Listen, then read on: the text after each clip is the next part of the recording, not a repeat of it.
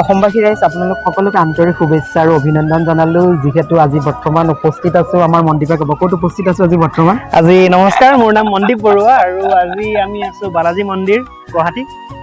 আৰু প্ৰথমে তোমাক ইংৰাজ অসমীয়া ইউটিউব চেনেললৈ আন্তৰিক শুভেচ্ছা আৰু অভিনন্দন জনাইছো যিহেতু অসমবাসী ৰাইজ আজি মোৰ কপালখন ভাল নেকি মানে বিদেশৰ ভূমিত থকা আজি এজন সন্তান যিহেতু বালাজী মন্দিৰ প্ৰাংগণত থেংক ইউ ইংৰাজ মোৰ কপালখন ভাল বুলিহে ক'ম কাৰণ মই তোমাক চিৰিয়েল বহুত চেনেলছত দেখি থাকো আৰু আজি তোমাক এনেকে ফেচ টু ফেচ দেখা পাই লগ পাইহে ভাল লাগিছে মানে থেংকছ ফৰ ডেট হয় ধন্যবাদ মনদীপক কিছুমান পোনপটীয়া প্ৰশ্ন সুধিম সেই প্ৰশ্নবোৰ উত্তৰ পাম বুলি ময়ো আশাবাদী আৰু অসমবাদীও আশাবাদী হ'বনে মনদীপ আৰু অসমবাদী আৰু ময়ো আশা কৰোঁ যাতে আমি আমষ্টাৰডামৰ আৰু কিছুমান বস্তু দেখুৱাব পাৰোঁ হয় ধন্যবাদ আজিৰ মোৰ মানে মনদীপলৈ প্ৰথমটো প্ৰশ্ন যিহেতু 2015 চনত বিদেশলৈ উৰা মাৰিলা নহয় জানো বাৰু নেদাৰলেণ্ডলৈ এই যে জাৰ্নিটো অকণমান কোৱাচোন চ' মই কৰোঁ টাটাৰ এটা IT কোম্পানী TCSত আৰু তাৰ TCSত কাম কৰি প্ৰজেক্ট এটাত কৰোঁ নেদাৰলেণ্ডছৰ বেংকৰ প্ৰজেক্ট হয় চ' বেংকিং সেইটো অন চাইট বুলি কয় আৰু চ' ফৰেনৰ যিহেতু ক্লাইণ্ট সেইকাৰণে অপৰচুনিটি পালোঁ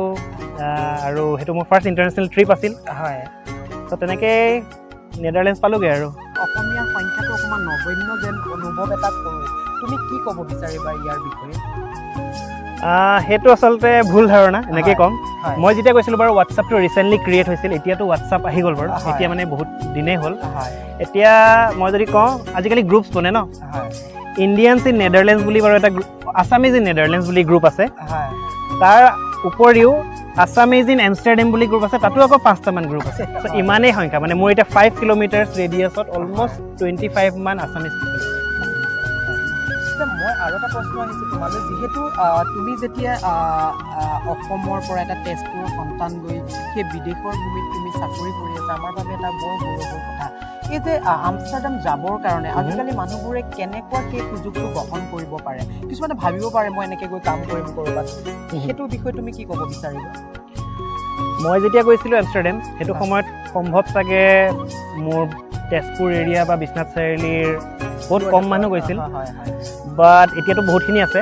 আৰু সেইটো সময়ত ইমান ষ্টাডিৰ কাৰণে যোৱা নাছিল হায়াৰ ষ্টাডিজৰ কাৰণে কিন্তু আজিকালি যেতিয়া চাওঁ PhD বা হায়াৰ ষ্টাডিজৰ কাৰণে বহুত ষ্টুডেণ্টছবোৰ যায় আৰু যাই সিহঁতক দেখিয়ে ভাল লাগে বিকজ আমাৰ সময়ত ইমান কাৰেজ নাছিল আৰু বাহিৰলৈ পঢ়িব যোৱাটো বাট এতিয়া দেখোঁ যে সিহঁতি 18 ইয়াৰ্ছত বা 20 ইয়াৰ্ছতে গৈ পেলাই হায়াৰ ষ্টাডিজৰ কাৰণে PhDৰ কাৰণে গৈছে আৰু আমষ্টাৰডাম নেদাৰলেণ্ডছ জাৰ্মানী বহুত কাণ্ট্ৰিজত যায় চ' এইটো বহুত ইজি বুলি ক'ম আৰু এতিয়া যোৱাটো আৰু আমষ্টাৰডামত যেতিয়া হয়তো ক'ৰবাত ঘূৰি থাকিলে যেতিয়া অসম সন্তান বা অসমৰ কাৰোবাক লগ পোৱা যায় তেতিয়া মনটো কেনেকুৱা অনুভৱ হয় ক'ত হৈছেনে তেনেকুৱা হৈছে বহুত হৈছে ফাৰ্ষ্টত অসমীয়া নেকি এটাতো হেৰি যেতিয়া মাৰ্কেটত যাওঁ বা ক'ৰবাত যাওঁ আৰু অকণমান অসমীয়া কথা পতা নিচিনা লাগে ওচৰলৈ গৈ পেলাই শুনো দেই অসমীয়াত সঁচাকৈ পাতিছে নাই তাৰপিছত আৰু ষ্টাৰ্ট হৈ যায় ইণ্ট্ৰডাকশ্যন এইটো আৰু লগতে নাম্বাৰ লৈ পেলাই গ্ৰুপত এড কৰি দিয়া হয় তাৰপিছত আৰু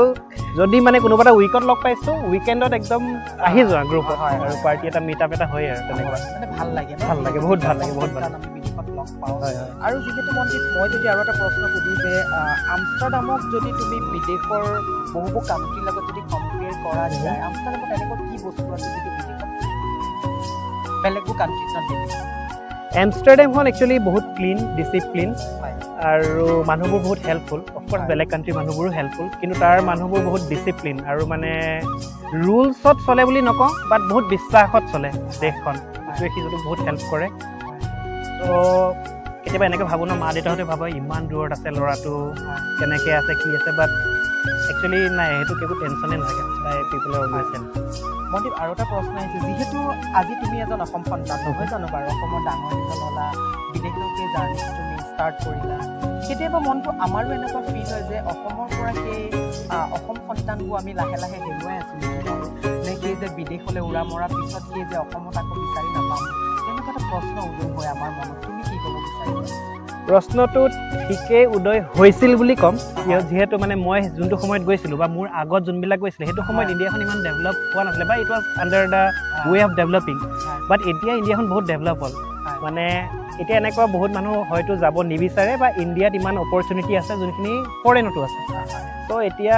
ফৰেন গ'লেও মে বি ঘূৰি আহিব যেনেকৈ মই এতিয়ালৈকে আছোঁ বাৰু মোৰ 8 years হ'ল but still something in my mind যে মই আকৌ অসম ঘূৰি আহিম বা ইণ্ডিয়া ঘূৰি আহিম এটা ভাল কথা কৈছে দেই মনদীপক আজি বিৰাট ভাল লাগিলে মনদীপে কৈছে কিন্তু বিদেশত থাকিব কিন্তু মনদীপে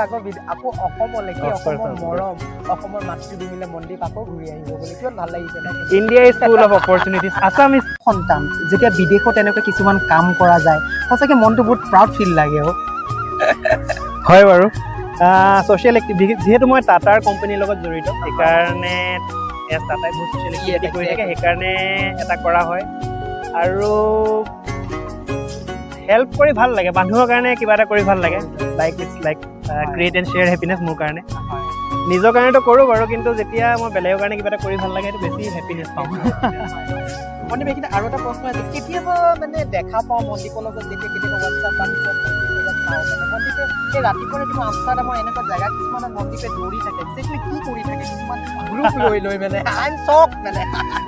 তাত এইবিলাক মানুহবোৰ বহুত হেল্থ কনচিয়াছ আৰু অফক'ৰ্ছ এইটো ভাল কথা কাৰণ আজিকালি বহুত ধৰণৰ ফিট থকাটো বহুত ভাল কথা তো তাৰ মানুহবোৰ বহুত হেল্থ কনচিয়াছ আৰু বহুত ফিজিকেলি ফিট তো সিহঁতক দেখি দেখি আমিও ইনস্পায়াৰ হ'লোঁ আৰু মই বৰ এটা মানে ৰানিং ফেন নহয় কিন্তু এইটো গম পালোঁ যেতিয়া দৌৰি আহোঁ তেতিয়া বহুত ভাল লাগে তো সেইকাৰণে তাত বহুত ধৰণৰ বেলেগ বেলেগ স্পৰ্টছ কৰি থাকোঁ বেডমিণ্টন বা প্ৰফেচনেলি ভলীবল খেলোঁ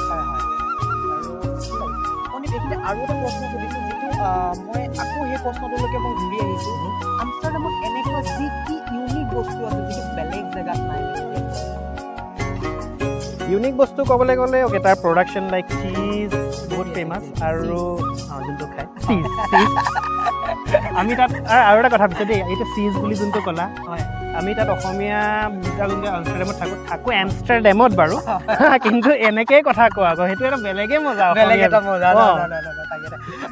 মানে আৰু এটা কথা সুধিছোঁ দেই কাৰণ যিহেতু মানে বিদেশত অসম যেতিয়া মানুহবোৰ থাকে সিহঁতে ইংলিছত কথা পাতি থাকে ন যিহেতু ইংলিছটো ঘনে ঘনে ওলায় কিন্তু কেতিয়াবা এনেকুৱা হৈছেনে যে অসমীয়াৰ ভাষাটো ক'ৰবাত মানে ৰৈ গৈছে নেকি বাৰু কেতিয়াবা ফিল হয়নে তেনেকুৱা নাই আগতে এনেকুৱা হৈছিলে যে অসমীয়া কথা পাতিবলৈ কোনো নাই মানে হয় ঘৰৰ লগতে পতা হয় কিন্তু এতিয়া যিহেতু ঢেৰ অসমীয়া মানুহ তাত আহি গ'ল আৰু ক'বলৈ গ'লে একচুৱেলি মানে 3-4 দিনৰ মূৰে লগ পায়ে থকা আৰু ছেটাৰডে চানডেটো কিবা নহয় কাৰোবাৰ ঘৰত ইংলিছত কথা পতা নেকি নাই অসমীয়াতে আৰু কিছুমানৰ মানে হাজবেণ্ড কিছুমান আছে বা ৱাইফ কিছুমান আছে ফিয়ঞ্চে যোনবিলাক আৰু নন আছামিজ হয় সিহঁতি হয়তো মিউট কৰি থয় বা সিহঁতি আৰু উৰাই ঘূৰাই কিবা কিবি লিখে আৰু অসমীয়াত কিন্তু নাই অসমীয়াতে চলে যিকেইটা বিৰাট ভাল লাগে নহয় জানো বাৰু অসমত যেতিয়া অসমীয়া মানুহবোৰ লগ পাওঁ আৰু বিহু এইবাৰ দেখা পালোঁ তোমালোকে বিহু চেলিব্ৰেশ্যন কৰিছিলা ন মাজতে মে বি এপ্ৰিলত মই দেখা পাইছিলোঁ ইমান সুন্দৰকৈ তোমালোকে উদযাপন কৰি কি কৰিলা বাৰু বিহুত এক্সেক্টলি আৰু এটা ইয়াত এটা কথা ক'ব বিচাৰোঁ মই থাকোঁ বাৰু নেদাৰলেণ্ডছ আমষ্টাৰডামত কিন্তু সেইখন এতিয়া ইউৰোপত বহুতখিনি বেলেগ বেলেগ ইউৰোপিয়ান কাণ্ট্ৰিজ আছে তো আমাৰ প্ৰতি বছৰে গোটেই মানে আছামিজ ইন ইউৰোপ বুলি এটা গ্ৰুপ আছে তো ক'ৰবাত নহয় ক'ৰবাত অসম মিলন হয় যেনেকৈ এইবাৰ নেদাৰলেণ্ডছত হ'ল তাৰ আগত হৈছিলে তোমাৰ ইটালীত কেতিয়াবা ছুইজাৰলেণ্ডত তুমি এটা সুন্দৰ কথা ক'লা অসম মিলন মানে কি কোৱাচোন অকণমান কোৱাচোন অসম মিলন এটা বাৰ্ষিক অসমীয়া মিলন প্ৰতি বছৰে গোটেইখিনি ইউৰোপত যিমানখিনি অসমীয়া মানুহ আছে চবকে ইনভিটেশ্যন দিয়া হয় ফেচবুকৰ থ্ৰুদি বা হোৱাটছআপৰ থ্ৰুদি যে এইটোৰ ডেটত এনেকুৱা এটা মিলন হ'ব 3 দিনীয়া কোনোবা ঘূৰি থাকে ন বেলেগ বেলেগ কাণ্ট্ৰি এটা জেগাতে নহয় বেলেগ বেলেগ কাণ্ট্ৰি হোষ্ট কৰে এইবাৰ যে হ'ল মানে এইবাৰ তোমাৰ ছেপ্টেম্বৰত হৈ গ'ল অলৰেডি ডিচাইড হ'ল যে নেক্সট ক'ত হ'ব আই থিংক নেক্সট বেলজিয়াম নে ইটালী আকৌ ডিচাইড হৈছে ইমান মনত নাই তো লাষ্ট টাইম হৈছিলে ইটালীত এইটো অলৰেডি ডিচাইড কৰা হ'ল যে নেদাৰলেণ্ডছত হ'ব বুলি তো নেদাৰলেণ্ডছত এইবাৰ হৈ গ'ল তো প্ৰতি বছৰে অলমষ্ট তুমি বিশ্বাস নকৰিবা গোটেইখিনি মানুহতো হোষ্ট কৰিব নোৱাৰি ষ্টিল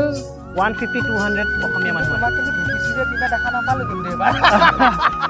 তো মোৰ এবাৰ কি মন আছিল ঢোল এটা লৈ যোৱা মন আছিল কিন্তু এই লাগেজৰ লগত অলপ প্ৰব্লেম কিন্তু নিশ্চয় নেক্সট টাইম লৈ যাম যিকিনক এবাৰ ঢোল এটা পঠাই দিব লাগিব ঢোল এটা লৈ যামেই নেক্সট টাইম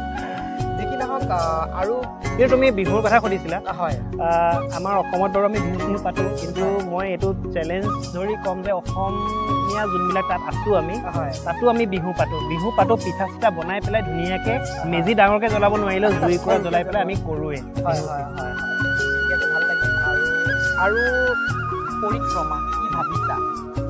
কলা অসমলৈ আহিম বুলি বা কেনেকুৱা জীৱনৰ আৰু পৰিক্ৰমা কি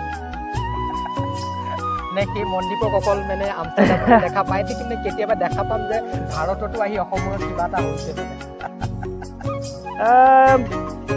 জাষ্ট গ' উইথ দ্য ফ্ল' এনেকুৱা টাইপৰ মানুহ মই কিন্তু মই যিহেতু বেংকৰ কাৰণে কৰোঁ অলপ ইন'ভেশ্যনছৰ ওপৰত কাম কৰোঁ এতিয়া এজ অফ নাও এনেকুৱা মাইণ্ডত নাই বাৰু অসমলৈ আহি কি ধৰণৰ ইন'ভেশ্যন এক্টিভিটিজত কাম কৰিব পাৰি বাট উইথ টাইম ডেফিনেটলি কিবা এটা ট্ৰাই কৰিব লাগিব নিজৰ হৈ পেলাই বাট চবৰে ছাপৰ্টটো লাগিবই অফক'ৰ্ছ সেইটো কৰিবলৈ কিন্তু অফক'ৰ্ছ কিবা এটা কৰিব লাগিব যি কি নহওক অসমবাসী ৰাইজ আৰু যিহেতু আজিৰ মনদ্বীপৰ সৈতে এটা বৰ ধুনীয়া জেগাত আজি এই সুন্দৰ সময়খিনি উপভোগ কৰিলোঁ আৰু মনদ্বীপক আজি ইয়াতে বিদায় জনাব লাগিব কিন্তু বিদায় বুলি ক'লে ভুল হ'ব একজেক্টলি আকৌতো লগ পায়ে থাকিব আমষ্টাৰডামত গ'লেও দৌৰি দৌৰি যাম মনদ্বীপৰ ওচৰলৈ মানে কিবা ক'বা অসমবাসী ৰাইজক এইটোৱে ক'ম যে ইংৰাজৰ চেনেলটো চাই থাকিব কিয়নো মানে বহুত সৰু সৰু ইনফৰমেশ্যন পাই থকা হয় আৰু যিহেতু বেলেগ বেলেগ মানুহৰ সাক্ষাৎকাৰ লৈ থাকা তুমি সৰু সৰু মাইনিট ইনফৰমেশ্যন কাৰোবাৰ নহয় কাৰোবাৰ কাৰণে সদায় হেল্পফুল হ'বই মই কিমানখিনি ইনফৰমেশ্যন দিব পাৰিলোঁ নাজানো বাট এনেকুৱা চেনেল আৰু সাক্ষাৎকাৰৰ পৰা বহুতখিনি কথা গম পাব পাৰি আৰু থেংকছ এ লট এইটো অপৰচুনিটি দিয়াৰ কাৰণে আৰু এইটো অপৰচুনিটি এটা মই ল'ম যে তোমাৰ পৰা কেতিয়াবা আমাৰ অসমবাসী ৰাইজ যোনখিনি আমষ্টাৰডামত আছে এটা ইণ্টাৰভিউ এটা কৰা যায় ভিডিঅ' ধন্যবাদ জনালোঁ অসমবাসী ৰাইজ আজিৰ অনুষ্ঠান ইয়াতে শেষ কৰিলোঁ আৰু মনদ্বীপক আপোনালোকে আশীৰ্বাদ কৰিব জীৱনৰ বাটত মনদ্বীপ আগুৱাই যাওক আৰু সেই অসমীয়া যিটো পৰম্পৰাবোৰ যে বিদেশৰ ভূমিত অসম সন্তানে যেনেকৈ জিলিকাই আছে সেইখিনি জিলিকাবলৈ আপোনালোকে সকলোৱে মনদ্বীপক আশীৰ্বাদ কৰিব ধন্যবাদ ধন্যবাদ ৰাইজ জয় আই অসম